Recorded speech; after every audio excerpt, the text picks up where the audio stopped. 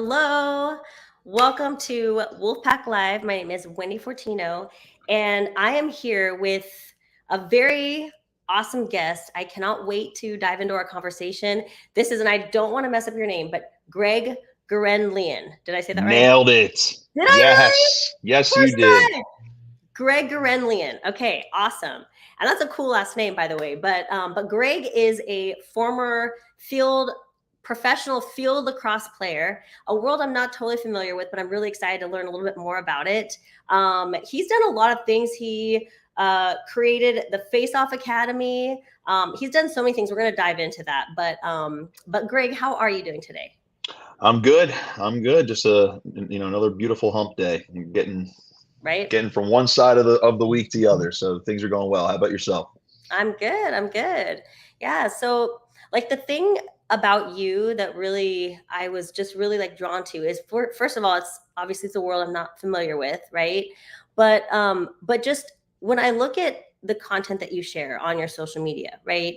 You share a lot, right? And so when I started diving deeper, I learned a little bit more about your history and everything. And then when we had a chance to speak a little bit before the show, you were also opening up to me about how you even got started on your journey. So before we share like some of the awesome stuff that you share on your end, tell me about what got you into athletics, lacrosse, and your background.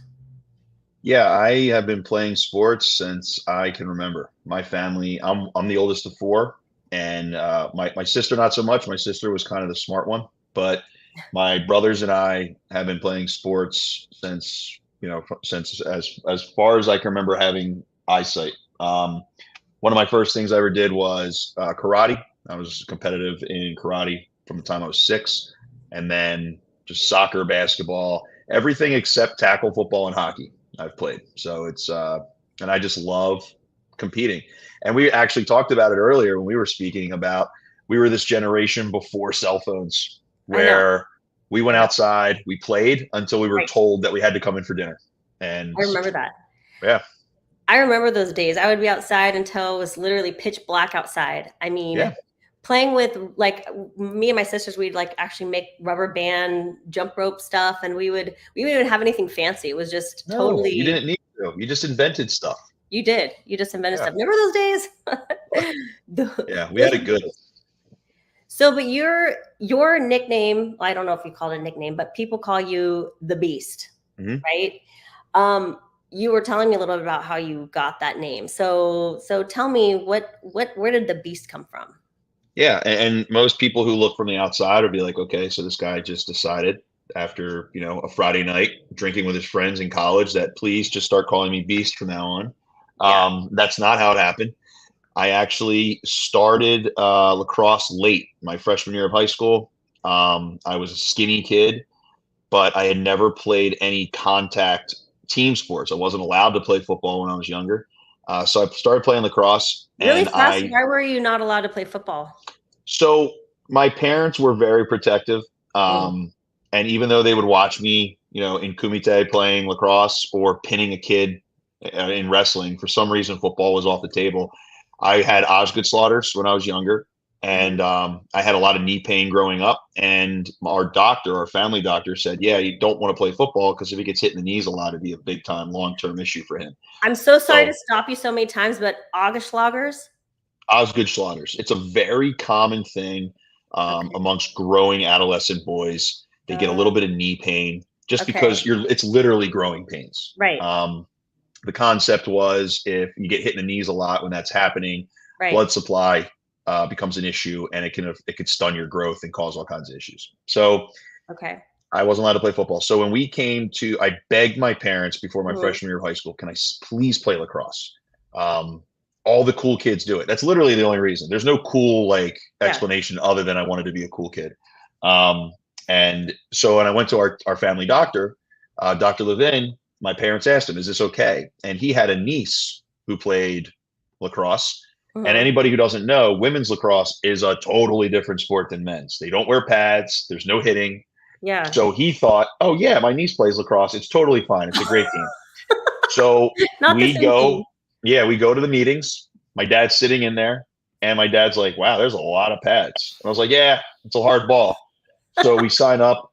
My mom comes to the first game and sees me literally deck a kid, and she loses her shit. She's like, Uh-huh. oh my God, what did we do? It's like too late now. But they made fun of me. All the varsity kids would make fun of me and call me beast because I was this 120-pound kid sprinting around the field trying to earhole everybody because I couldn't catch and throw yet. So I got that nickname as a joke because I sucked. And then obviously, now we laugh because I'm 6'1", 240 pounds Yeah. now, and it's a whole different ball game. But yeah, Right. that's how the nickname came. So when people call me Beast, it's Hmm. actually, I don't hear the name Greg a lot. I hear Beast Yeah. my whole life in Yeah. college and everything, just because it's like if you knew me really well, you called me that, and it's like an endearing thing. Well, what's crazy is your nickname was a joke before. Now it's reality. Hmm. You really are the beast. It's I don't think anybody would actually like ever think that that would be how you got that nickname. You know what I mean? Yeah. That's Well, I think that's it's a perfect example, Wendy, of like, I keep my circle pretty tight as far as yeah, friends go. yeah. And I've always been one of those people who's like, if you want to know about somebody, then take a second to get to know them, Mhm. instead of making a quick snap judgment, which I know is not popular in today's Yeah. society. But yeah, I mean, just ask the questions and get to know somebody, and you'll learn a lot of fun stuff about them. You work with kids a lot, so I'm wondering, do you feel like that your heart is driven to like protect kids from bullying and stuff like that because of maybe like what you experience? Is that something that's like really passionate? Yeah, being an ally in a lot of different ways Yeah. is very important to me. I was bullied mercilessly in elementary and middle school. Yeah. And you never have exact reasons. It's just that Mhm. kids are mean. And Mhm. the problem that I see in today is I experienced was you spend a lot of time wondering what's wrong with you, right? You Yeah. don't you don't have the ability when you're in fifth grade to say, oh, a kid's dad obviously doesn't spend a lot of time with him. No, Yeah. it's like you sit at home ruminating in your by yourself, wondering what's wrong with you. Yeah. And so I really have a soft spot for kids, and I try to be very conscious when I'm at like we have an overnight camp with Face Off Academy. One of our big rules is I'm going to tell all the counselors, no kid sits by himself. If you see a kid who happens to be sitting down by himself, immediately go over there, start asking questions, get to know him. Mhm. Um, I have experienced firsthand people saying the perfect thing that you need to hear at the right moment that can change your life in a positive way. And I try my best with my kids, with the people I coach, to never miss those moments. And I try to be very keen to that because one adult could say something to you that Mhm. could change the course of your life in a positive way. And if they Mhm. don't take that moment to do that, we don't know what could happen to you.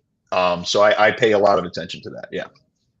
Isn't that I think a lot of athletes that get to a high level can trace back to that one adult that said something to them or believed in them or whatever. So when you were dealing with the whole beast being a bad thing, was there an adult in your life that believed in you that you like you're thinking about when you're telling this Yeah, I story? mean, on one side of the coin, my parents were the perfect sports parents. Mhm. It breaks my heart because I see today a lot of parents are trying so ferociously to live through their kids, Mhm. and it sours their relationship with their kids, and it sours the kids' relationship with the sport. My Mhm. parents never did that ever. My parents never Like, there you told me to go go. outside Do and your thing. practice. Yeah, I mean, even the only thing I've ever heard after a game was "You were great and I love you." Yeah. That's it.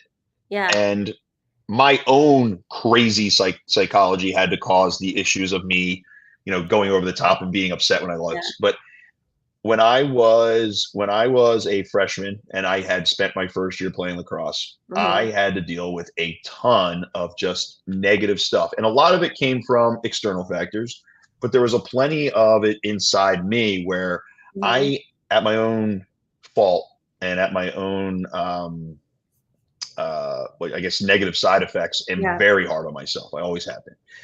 So when I played lacrosse and for the first time, I wasn't naturally good at something because you can't naturally be good at lacrosse. You have to put the time in to be good with the stick. Yeah. Um, I didn't know how to deal with it. And then on top of the fact that you're getting made fun of on a daily basis, Mhm. when you're used to being one of the most athletic kids on all your sports teams, Mhm. I couldn't deal with it. So I was going to quit, and I was like, look, I've always been good at baseball. I'm just going to go back to baseball. Baseball's easy. And after one of our practices, Coach Rick Johnson put his arm around me and he said, I know this has been a really tough year for you, but I promise that if you stick with this sport, you're going to light the world on fire. And I remember my parents picked me Oh up from my God. practice. Oh my God. Yeah, I could walk you, Wendy, right now to the spot on the field in Are you Springfield, serious? Delaware County, where he said that. Because every time I tell someone That's that, it giving just me all comes chills. back to me. And I got in the car, I went home with my parents, and I was Yeah. like, I can't quit now. Like, this guy believes in me. He sees something in me. I don't really like baseball. I don't want to go back to it. So I am just going to be ferocious about this. The first motivation was to prove that guy right. The second motivation was to take any kid who had made fun of me that was an upperclassman and steal their job the next day. So next year, I was planning on coming back in the spring and being 100 times better. And that's literally how it worked. Yeah. And that's a perfect example of Mhm. one adult taking the time. He Yeah. had no inclination that I was planning on telling him that I was quitting, Yeah. but he did it at the perfect time. And that changed my life. I wouldn't be having this conversation with you if you didn't say that. That is so that literally gives me chills. I can't even that is so freaking awesome. Yeah. Seriously. I mean, that I can actually remember a time too. I guess I'll share mine really fast because you just inspired me to share mine. Do But it. I remember when I was younger, I have a twin sister, right? And we both have different, I guess you could say we have different intelligences. She's a lawyer now. She owns a law practice. She's able to retain a large amounts of information. She could read something once and she could ace the test. And like at Mm. a young age, that gets very rewarded, right? I'm Yes. I'm spacey, I'm a daydreamer, I'm a problem solver and creative kind of mind. I could get a multiple choice test and I could tell you how every single answer could be right and explain myself, right? I can't like, so I always had a hard time. I always felt frustrated. But when I started junior high, I remember we had this like PE program. It was you start with white shorts and then you advance to like another color and you have to do certain push-ups and pull-ups and sit-ups. And it was like for the first time, I felt like I found some success in something, right? Mm. I mean, I was a gymnast and stuff like that, but I remember my PE teachers, they were like, "You're so athletic, you're so great at this." And it was weird because that just little belief in me made me do better in school. I felt like, "Oh my gosh, I'm successful. I could do this. I'm smart." Like it's weird, but those little kind of gems that you get from an adult that believes in you can literally change your whole life. You know what I mean? Absolutely. Positive feedback loop at its best. Yeah, 100%. Yeah. What about you? What can you because you work with a lot of kids. What what have you now you're giving back. So tell me about some of those. Well, it's just really funny because when you said that, you basically just described my youngest brother and me. My youngest brother graduated college in 3 years. He's now Really? my agent. He owns his Okay. own sports agency Okay. and he can crush exams without any effort at all. And So I, he's like my when I sister was and you're like me. yeah, and then when Yeah. I was in college, I would go to my professors at the beginning of the semester and ask to take tests either the day before or on the same day by myself um, in their study, Yeah. because I when we had a multiple choice question exactly like that, I would freeze if I got one or two that I didn't know in a row. And I was a terrible test taker. And I'd start seeing people finish the exam and I'd be like, DDDCCC, I'm out of here, man. I can't deal with it. I had Yeah. debilitating text anxiety. But if you put me on a lacrosse field with all the Right. pressure of the universe on my shoulders, I'm all about it. So it was very interesting. So Um, so yeah. aligned with that. Yeah. So That's crazy. yeah. So I mean, and the OCD of like going to study in college where I had Yeah. to clean my entire room first before I could focus on my notes. That's funny. I wasn't built for college with a lot Yeah. of that stuff for sure. But as you get older, and I guess this is where I wish that we would do better with kids and at younger ages, it's like there's one type of intelligence that gets conventionally rewarded Hmm. at a young age, right? You have to be able to memorize, study, take Yeah. tests, Grades, etc., grades, right? grades, grades, grades. Yeah. Yeah. But as you get older, you realize that there are so many different types of intelligences. And Yes. being like kinesthetically intelligent, being like socially intelligent, and being a creative person, in my opinion, is probably the most rewarding set of skills to be able to go far in life. You know what I Yeah. mean? What Well, do you think? I think our education system in general, not to start getting too deep, No, no, that's okay. is really designed to keep us kind of dumb, Yeah. right? It's pass test, don't ask questions, just Right. listen, read, and do, and you'll be rewarded for it. Yeah. Whereas a lot of people like you and I would go, what if? But why? But and there's got to be a better way to do this. That's not rewarded. Hmm. Um, but so what it does teach me over time is that there are many different ways to teach the same thing to somebody.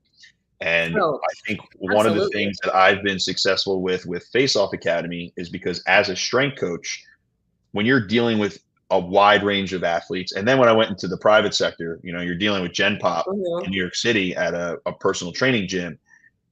If I explain how to do a squat to you, Hmm. you could be a visual learner, you could be a descriptive learner. Hmm. Maybe you have to do it yourself to learn, and it's proprioceptive.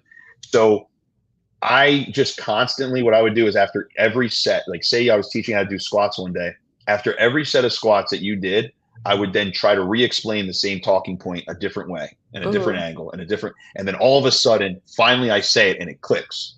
And I learn what kind of learner you are. Right. And Yeah. No, that's what the totally. GPP phase is great for.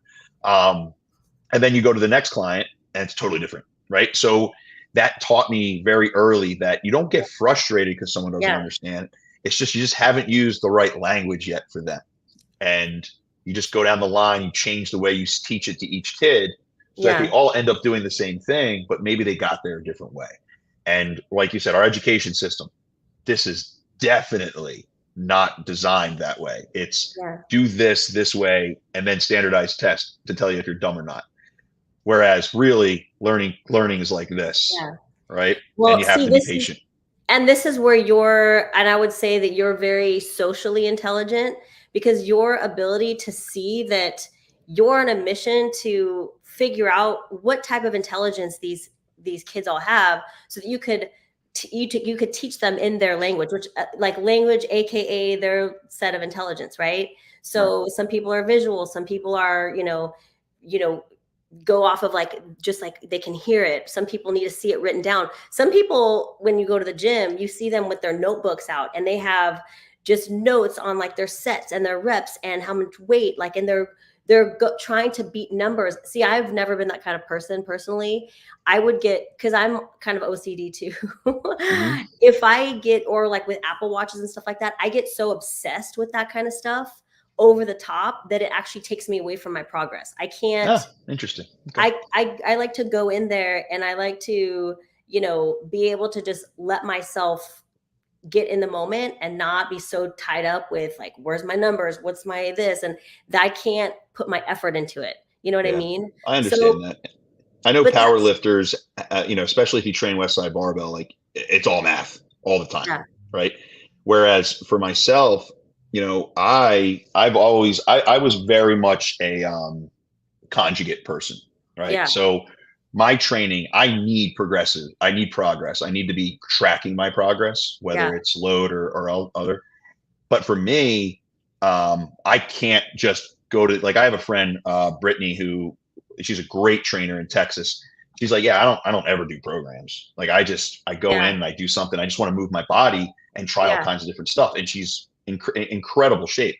For me, I can't function that way. Like I yeah. have to know when I go to bed tonight what I'm doing tomorrow and what I'm shooting for. Because I have to be feeling like I'm doing this. There has to be some type of progression every week for me with what I do.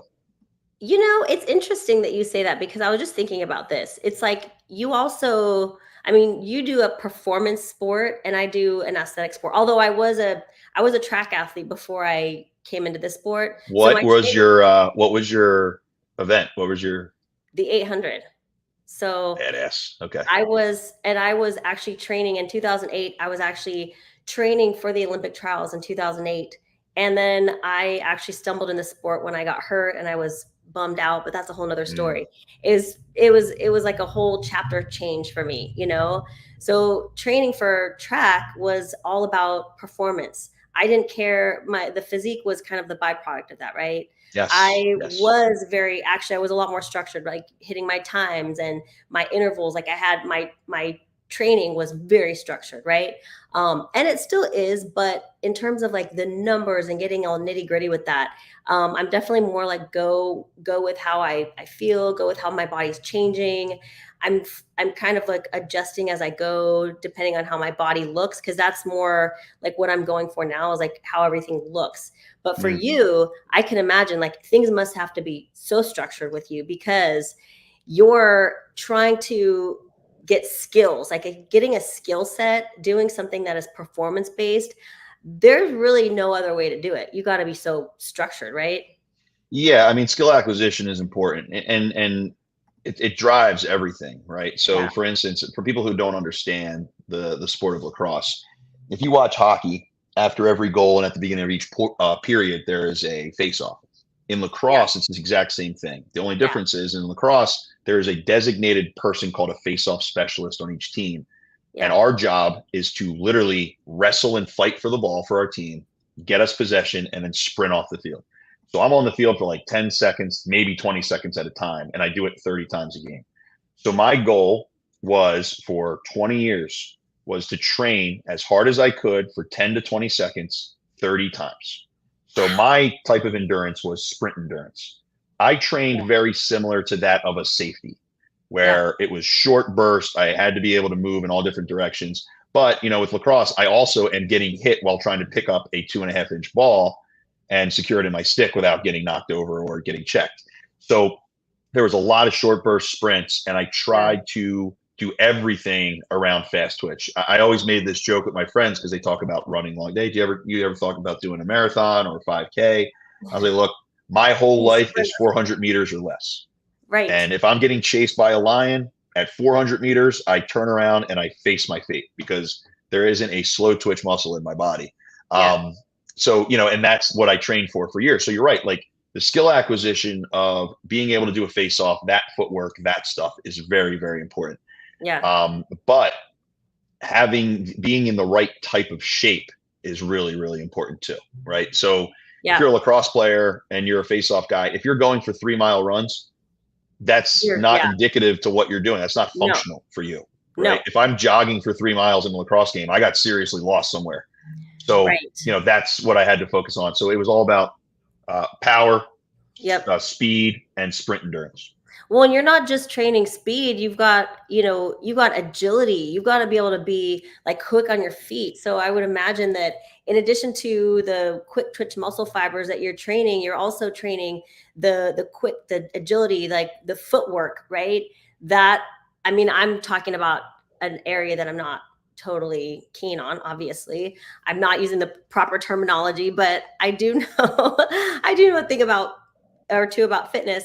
I will say that when I see you doing these face offs, it looks, first of all, it looks really badass, but it looks like your tendons and ligaments and joints have to be so pliable and strong. I mean, I feel like I'm gonna twist my ankle just like watching you try to get around these face off things. Is Yeah, I mean, terminology well, is I not feel like awesome. wrestling really prepared me for face-offs. Oh yeah, you did wrestling. That's right. Yeah, and honestly, wrestling was the most fun I've ever had. I loved wrestling. The only thing Really that I fast, just by the way, really fast. I'm sorry to interrupt you. This is a highlight reel of you just doing face-offs. I just yeah, wanted to that I and this thought is my last season. This is me playing in the PLL when honestly, every guy I went against that season was about 9 to 10 years younger than me. oh Um, wow, that makes it even cooler.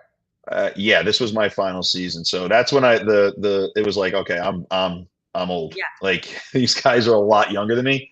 Oh my gosh. But yeah, wrestling really prepared me for doing this type of thing Yeah. because anybody who's ever wrestled understands like it's one thing to be in shape, it's one thing to compete at a high level. It's another thing to do it while someone else is trying to manhandle you. Yeah. And it takes a whole different type of mentality for sure. With weapons. with weapons, metal sticks. And we laughed because I picked the one sport where you don't make millions of dollars, but for fun, you're getting beat with a metal stick every day. So That's nuts. yeah. You've got weapons, you need speed, you need agility, you need power. I mean, it's a sport I feel like I need to have even more appreciation for it, you know?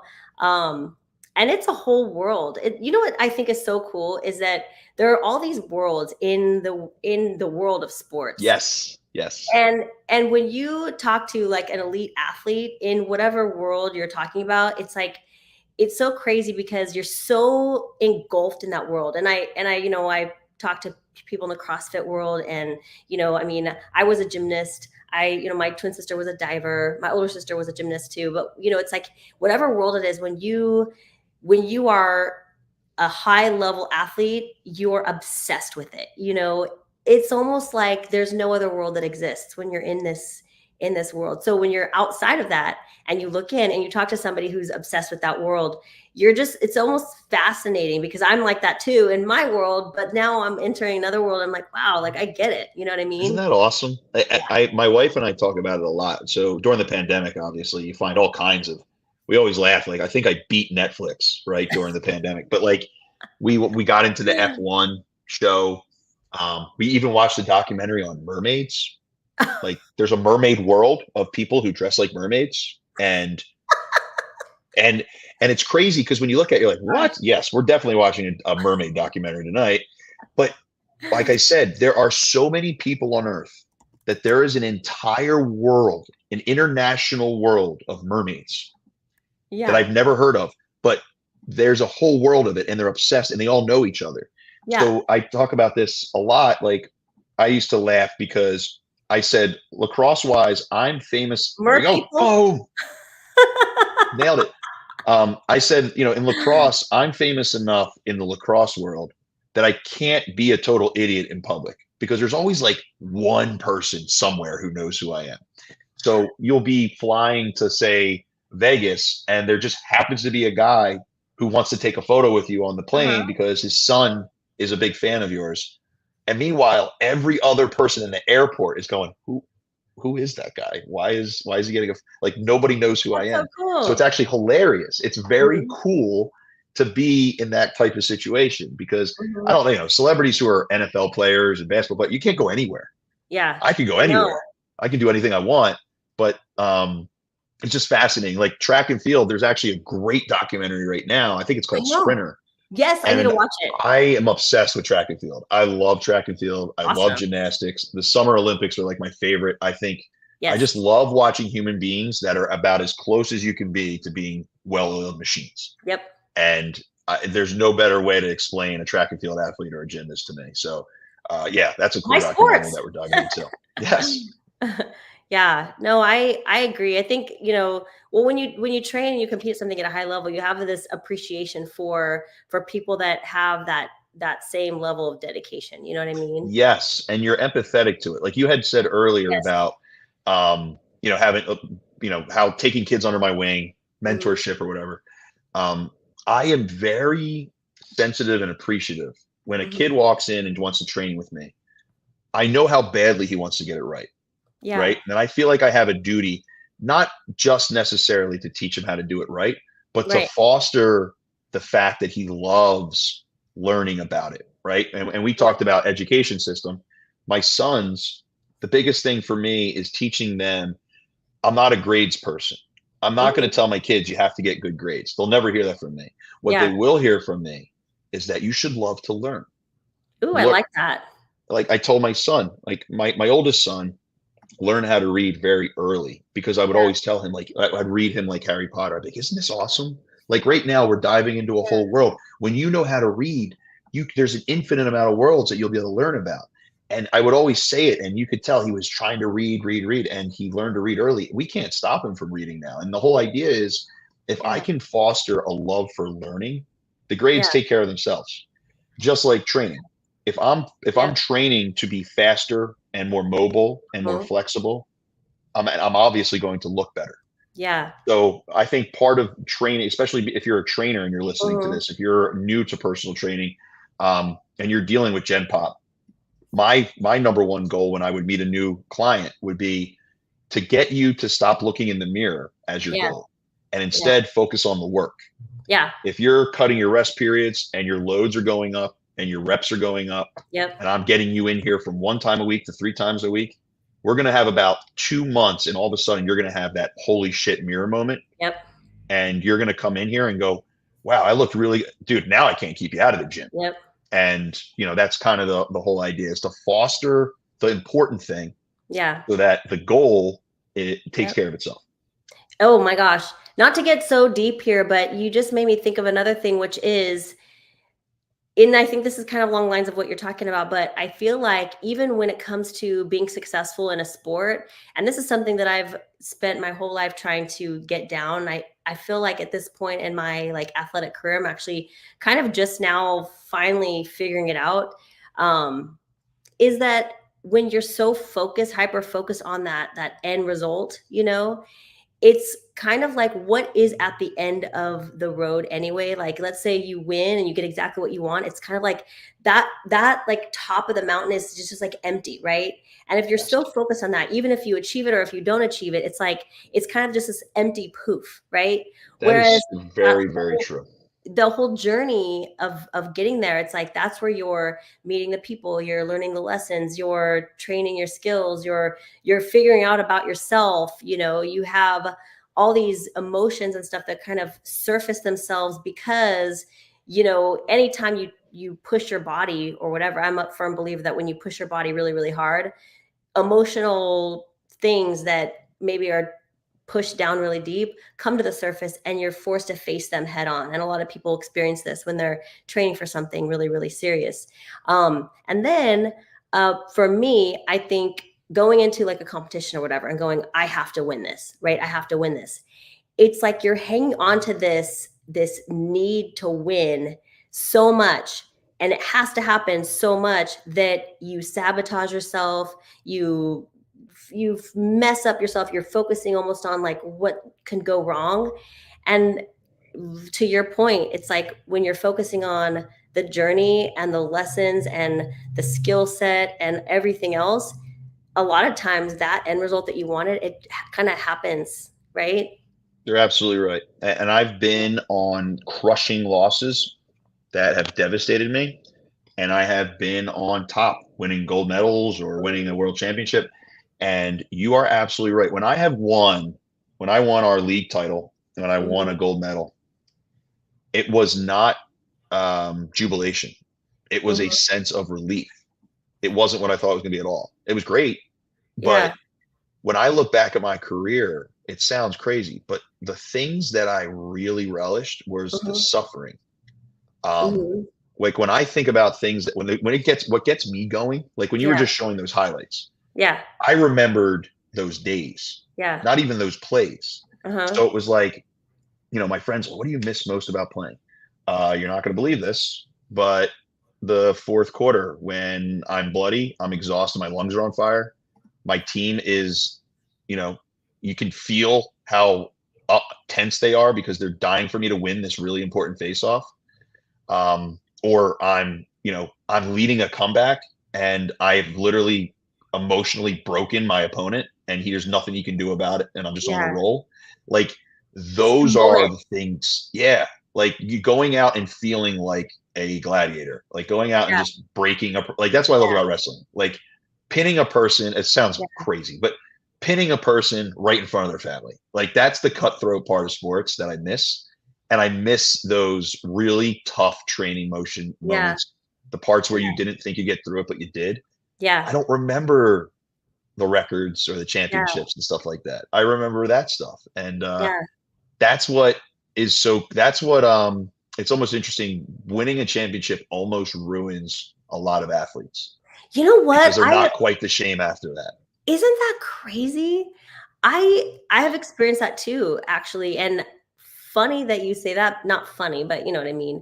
Yeah. I feel like in the past, like for me, if I like win a big competition, right? Whether it was like a race in the past or a big competition, it's kind of like, number one, you're not the underdog anymore. The pressure is on you. Where do you go from here? Anything but first is not now you have like all these things, right? When you're kind of like the underdog, or maybe you have a loss. For me, I let myself feel that, right? First of all, Mhm. I allow myself to feel that feeling of disappointment, because I think that that's what fuels you. So I know Yeah. people try to protect that and say, I don't want to get my hopes up. I get my hopes up, feel the loss, and then that fuels me. And then while I'm training, I have my eyes closed and I'm thinking about that feeling, and I'm like, not this time. And you have that fire in you, and you want that elusive thing that you want, but you kind of don't want it because you're enjoying this, that you're like relishing in this like need to fight for something. It's almost like, in order for you to feel like something's happening, there needs to be this antagonist and protagonist going on in your world, right? Yeah. You need warriors need a fight, I right? like that. And if you don't have a fight, you're not a warrior. So, Yeah. I've told I've told proteges of this, people that I've mentored, I'm like, look, everybody wants to be the guy. Mhm. Everybody wants to be the guy. The really special ones are the guy, and then they're still hunting. And a Yeah. lot of people become the guy, and then they get afraid, and then they get hunted. And you see it happen all the time in combat sports, where that all of a sudden, literally Rocky 3 all over again, right? Like Yeah. that eye of the tiger goes away, and now you're just trying to. If anybody's interested, watch that first episode of Sprinter. It explains that in a I keep very hearing that. yeah, in a very clear way. Um, so what you have to do is you have to fall in love with that struggle, and you have Mhm. to admit that that struggle is important to you. So what you do is, if anybody's ever watched The Last Dance with Mhm. Jordan, I had no idea that I did a lot of these things that he did in my Mhm. own head until I watched it. And things where, and it's not the good stuff either. It's stuff you're like, wow, that guy's psycho. But like when he would literally Most make top up, athletes are psycho. well, you have to be. And I You have think to be. he would make up scenarios in his head, and he would tell Mhm. an entire story. He's like, and then I went out and I took it personally. I dropped 40 points. And then they go to Mhm. the person that he was talking about, and like, I never said that. And I remember in my head, I would do the same thing because I Yeah. needed to find an edge. And I Yeah. remember my wife would say, like, you should try yoga, you should try mindfulness. And I was so scared of losing my edge that I wouldn't Yeah. do these things. I almost Yeah. wanted to be broken. Um, but Did what's you do funny yoga? now, I tried, and they're like, quiet your No. mind. And in my head, I'm like, what are you doing? Um, but I would do the same. A lot what you had said too is I always did believe though, is that there Mhm. was no such thing as losing. Mhm. You get your teeth kicked in, it's time to learn about it. And I would always give myself a solid hour or two after a game to Yeah. totally feel sorry for myself if we Yeah. lost. But what I did do, I don't recommend this to everybody, but this is what worked for me. I Okay. would play a game. After the game, I would go out with the team for a little bit, whether it Mhm. was a win or loss. I'd come home to my apartment. My wife would be long gone asleep. I would watch the entire game again, and I would take notes on every single face-off. That's Not badass. wins and losses, but was it the best? If I won it, but what did I do it the best way? Was Mhm. there a tendency that I'm seeing of myself that I'm giving away? Was there a tendency of the player I was going against that I Mhm. wasn't exposing enough? I'd watch the whole game. I'd take notes on every face-off. It might be 2 or 3 in the morning at this point. Then I would crumple the note up. I'd throw it in the trash, and I go to bed You because didn't wanna what review it afterwards? you don't have to, right? That's Well, always the that's trick. I remember true. That's true. You're a right. Yeah. professor told me this, when I was a senior in high school. We had a civil criminal law exam, and he said you guys can write on note cards. Yeah. And I remember after the exam, he said, how do you think you did? I was like, I think you did pretty well. He's like, how often did you think you referenced the note card? And I was like, I actually didn't really look at it that much. He goes, exactly. He's like, because you wrote it down, you were thinking about it as you wrote it down, you studied while you were writing it down, you went into the exam and you knew the material. Yep. And I was like, this guy is brilliant. Um, That is so so true. I took it with me into college because like I said, I had Yeah. real tough test anxiety, but I Yeah. would write my notes 2 or 3 times out before exams. Same thing here. I would do that. It would be in my head. Now it's imprinted like the Matrix, and I will become better tomorrow. Um, and I did that my whole career. And I You think, probably have like like almost like a reel of footage playing in your mind. Like you're yeah, referencing it in your mind. You kind of check, as you're writing it down, you're kind of like storing it in your mind the You live it play, again, the thing. but from a different optic view. Yeah, You're right. You lived it in first person. Now you're watching it in third person. right, So now you have two different views that you could reference to make right, yourself better. And in pro lacrosse, there aren't a ton of teams. And right. you basically have the 7 other best face-off guys in the world. So you're talking the Right, 0.0000001%. right. Once you figure that guy out, you're going to see him again, and now he's done. Now Mhm, he's never going to beat you again. So mhm. that was always my goal. It's like I got to find your secret, and once I find it, you're done, and I can literally Wow. retire you. So that's the way I looked at all that stuff. How does it make you feel when you watch this footage of yourself? I miss it. I miss it every Yeah, single day that I watch it. I miss. There was a 6 to 7 year span in my life where I believed thoroughly that I was the best in the world at a thing, and I literally felt like the baddest man on the planet. And that is what drives me the most as a coach. yeah, Is there's plenty of people in sports, and especially in what I do, that are very happy to take your money, blow a couple whistles, and move on. yeah. But I got to experience not being it had nothing to do with anybody else. It just Mhm. had I experienced the fact that I completely maxed out my potential in something. Yeah. And now that I have felt that, I want to give that gift to so many people because Mhm. it is such an amazing feeling to go to bed every night. And I don't sit here and like I'm not a disgruntled old man who can't play lacrosse anymore. I watch these highlights and I go, God, that was so cool. Like I Yeah, couldn't go back and do it any better than I did it. So I would love to give that gift to every kid that I coach. It's just I have to also remember that not every kid wants that. And yeah. that's what I struggle with. For me, it's an emotional connection. And Mhm. for a lot of kids who want to get good at lacrosse or any sport, it's a transactional relationship and they Yeah, want to be better and then they're right. happy. So I have to learn to ease myself off the pedal, right? Like Yeah, if you're coaching somebody and they're like, you should compete, you could be amazing at this. I'm like, I'm not really interested. I know there's a part you're like, ugh, but you have to respect and love that and yeah. just they have to do what makes them happy. Well, with it's just I think the hard thing is when you see potential in someone and you're like, gosh, like I know that you could be so good if you just put the effort into it and you know what it takes, but it came from within for you. It's So intrinsic. Yes. if you can't really a lot of your success is from and also your parents didn't force you to do it. You found at an early age that you had it from within. Nobody no external factors were really pushing you to do that. You were it was coming from you. Yeah. So that's the hard thing definitely. When you're working with a lot of kids and you see some that are so talented and you're like gosh, if only they could put a little bit more effort and then you're Yeah. just you know what it takes. Well, So I do at this age now. I'm 40 years old and I have been doing sports and stuff long enough still now. young. Still, I still like to believe that. Absolutely. But I think for me, it's a catch 22 almost. Mhm, There's two edges to this sword. It's like I want to help you reach your potential, and I want to give you that gift. But also, the main purpose of life is to be happy. mhm, So I don't want to try to force you to do something just because it makes me feel better. If you are happy with where you're at and you enjoy coming to my clinics and you just want to be one of the boys, then I have a duty to recognize that and foster that, mhm, right? My goal is for some kids, Wednesday nights at 6:30 when you come to me every week year round is for you to leave happy that you can. And there are one or two kids that their goal is to be the baddest man on earth. So I mhm, have to make sure I have my mode where I can work with them too. And I can't play favorites just because mhm. this kid's better or wants it more. Um, which is cool because that's a natural challenge, right? And Well, I love yeah, challenges.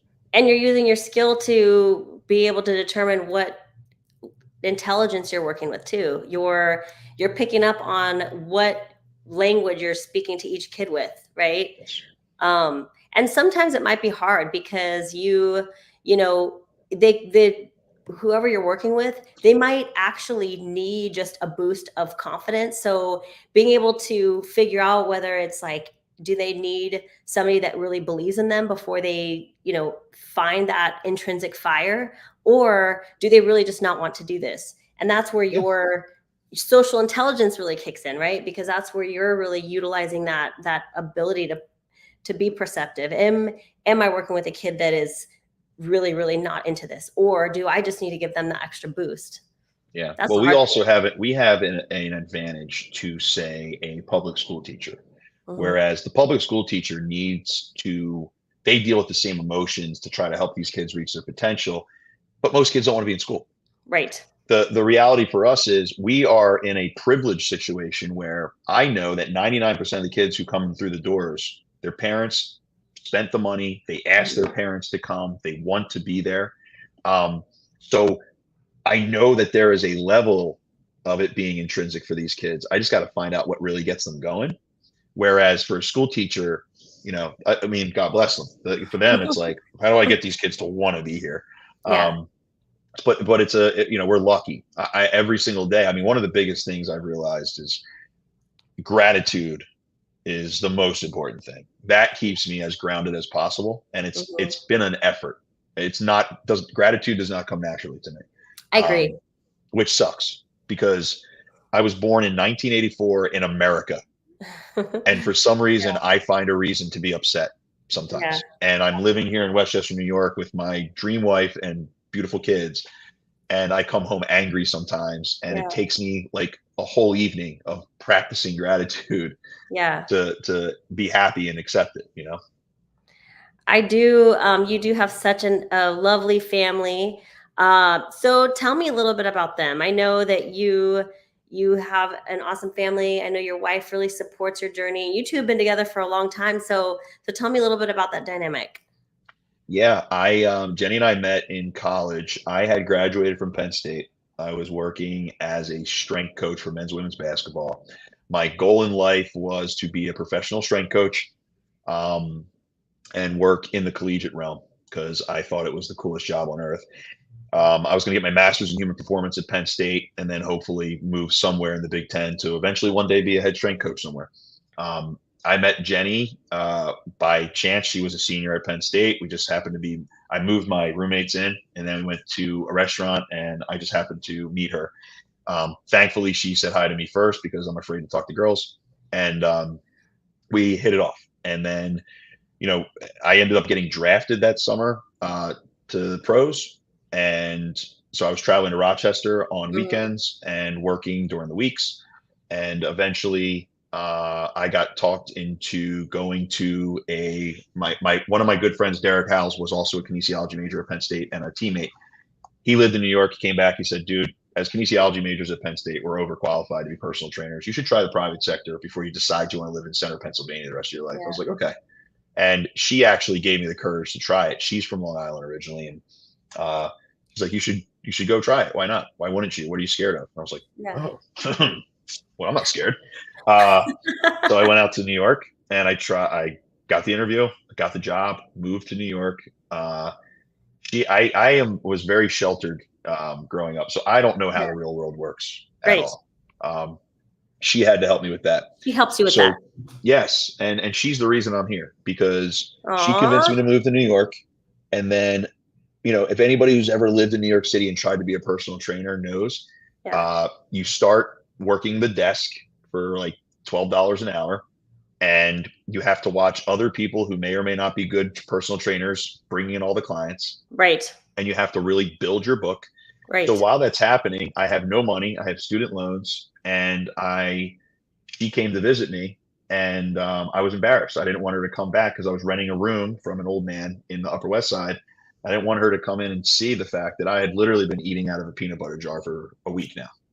And she came into my room. She saw it. She asked the question. I admitted it.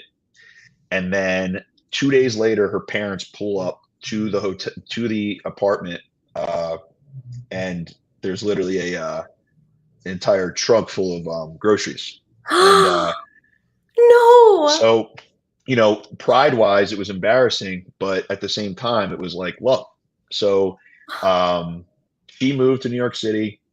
We ended up, long story short, we ended up moving in together. And that is right when I started really taking off with my lacrosse career. Oh my gosh, Um, this is the best story ever.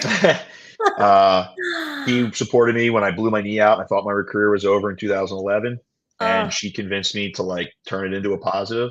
I wrote I took biomechanics. I wrote the Face Off Academy training program that summer, Wow. and then the Face Off Academy took off. I sold my business, which was called Brolic Yeah. Strength, Mhm. and my whole life changed. So Wow. immediately asked her to marry me after that, and we moved to Westchester, and now we have two excellent boys. So yeah, she's been the saint for sure from the beginning. Oh my gosh. That is like the best story ever. My Yeah, it was. I gosh. remember it was a Skippy peanut butter jar with 2 scoops of muscle milk protein in it. Oh my gosh. That seriously, like those are the best stories, you know what I mean? Because it's, people see you, your success and everything like that. And then to hear the journey of it, where it all started. I'm gonna have to bring you back, but you're gonna have to come back with Jenny because by the way, that's my twin sister's name too. Oh, I'm sure she's awesome. You gotta bring, yeah, because Jenny, Yeah, but I'm gonna have to have you both so that I want to talk to Jenny too because this is such an awesome story. I mean, yeah. Well, she's it, perfect because she was a psych major at Penn State, so she's had a lot of fun with me. and it's So, you say that like sarcastically. well, yeah, she's helped me a lot over the years. Yeah, I'm probably a psych major. I'm probably their, the dream to deal with because I'm just sitting there going, like you're a dream to let's deal try to with. figure out this problem now. Um, but yeah, I mean, so like I said, like the gratitude part and the right people being in at the right time. And I actually made a post not too long ago. I think it was last fall, where I Okay. said, I'm self-made, but I didn't do it myself. Yeah. And I've done the work. I've Right. I've grinded. I've killed myself. Hmm. I've tried to do it the right way. But if I didn't have the right parents, I didn't have the right coaches, I didn't have the right wife, I didn't have certain people giving me the chance that I needed at the perfect times in my life, Hmm. then I wouldn't have ended up here. So what that teaches me is you have to do the work, but it's important to reach down and help people because you never know if that person's killing themselves to try to get somewhere and all they needed was a hand for a second.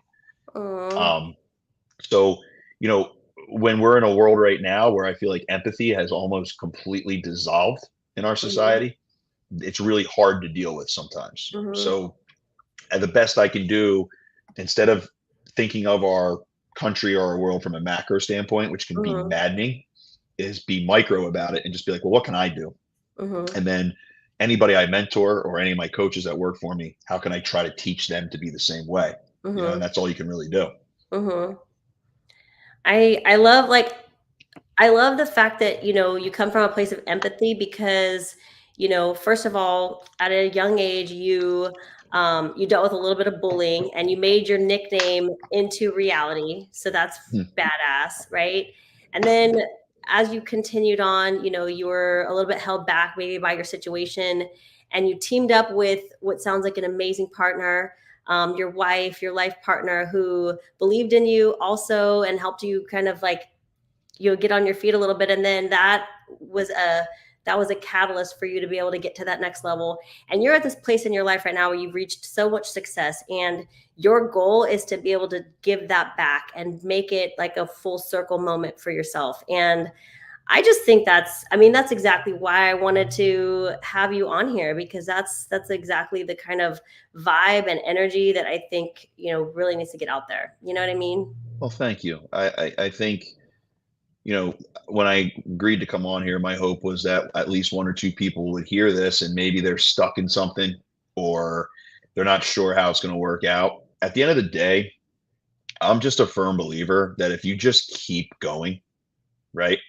You might have a business idea. You're not sure what it looks like yet, but if you Mhm. just keep pushing it, keep working Mhm. on it, if you keep your feet moving, eventually you're going to get to where you want to go. It might not be the route you thought it would be, Right. but I have seen so many people just Yeah. keep working and Yep. then all of a sudden something awesome happens for them.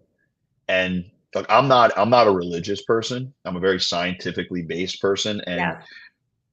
but I just believe that spirituality, all of it, faith in general, regardless of Mhm. what you believe in, it's beautiful.